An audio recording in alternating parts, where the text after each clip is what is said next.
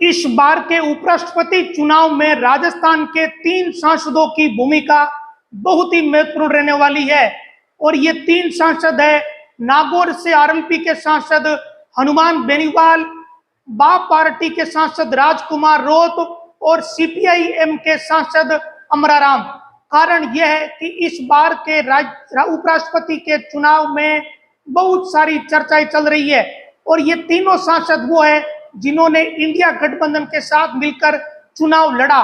लेकिन राजकुमार रोत और हनुमान बेनीवाल का कांग्रेस के साथ कई बार टकराव सामने आ चुका है। उपराष्ट्रपति जगदीप धनखड़ के इस्तीफे के बाद चुनाव की तारीखें तय हुई थी और अब 9 सितंबर को मतदान है। इस मतदान में राजस्थान के सांसदों पर सबकी नजर है।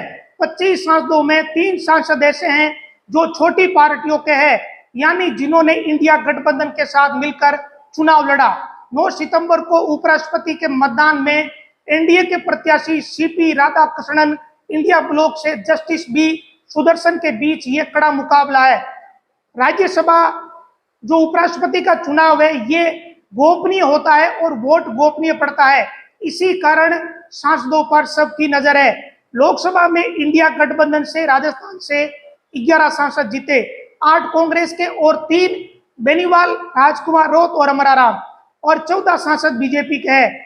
इधर अगर राज्यसभा की बात करें तो राज्यसभा में राजस्थान से 5-5 सीटें हैं, 5 बीजेपी के सांसद है, 5 कांग्रेस के सांसद है। इसी कारण ये तीनों सांसद बहुत ही महत्वपूर्ण है, विशेषकर 2 सांसद राजकुमार रोत और बेनीवाल।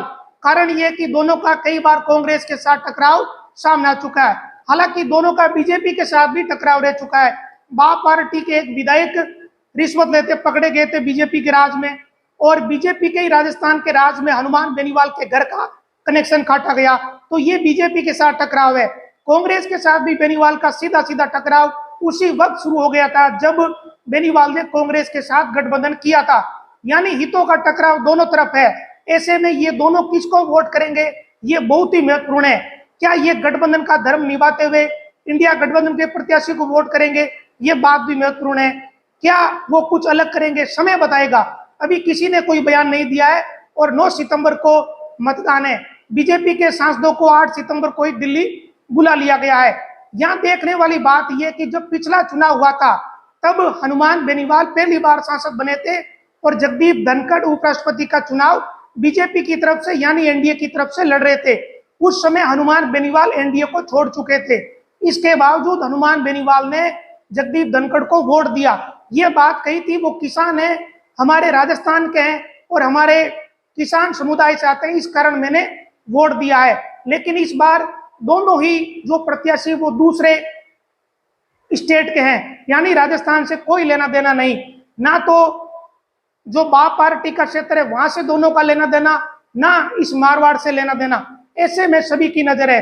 पिछली बार अगस्त 2022 में धनखड़ साहब ने उपराष्ट्रपति पद की शपथ ली थी और इससे काफी पहले दिसंबर 2020 में बेनीवाल ने किसान आंदोलन के मुद्दे पर एनडीए को छोड़ा था। इसके बावजूद 2022 में बेनीवाल ने धनखड़ साहब को वोट करा था, लेकिन बाद में परिस्थितियां पलट गई।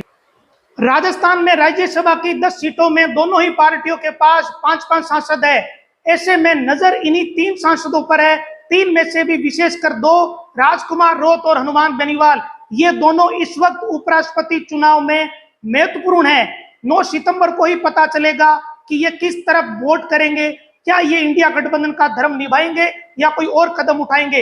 हालांकि दोनों ने खुलकर अभी कोई बयान नहीं दिया है और ना ही किसी मीडिया ने इसे लेकर कोई सवाल पूछा है। ऐसे में नजर सबकी इन पर है। हनुमान बेनीवाल ने जब एनडीए का साथ छोड़ दिया था उसके बाद भी एनडीए के प्रत्याशी को वोट पिछली बार दिया था, तब परिस्थिति अलग थी, अब अलग है। तो अब 9 सितंबर को ही पता चलेगा कि किसका वोट किसे मिलने वाला है और उपराष्ट्रपति कौन बनेगा। नमस्कार।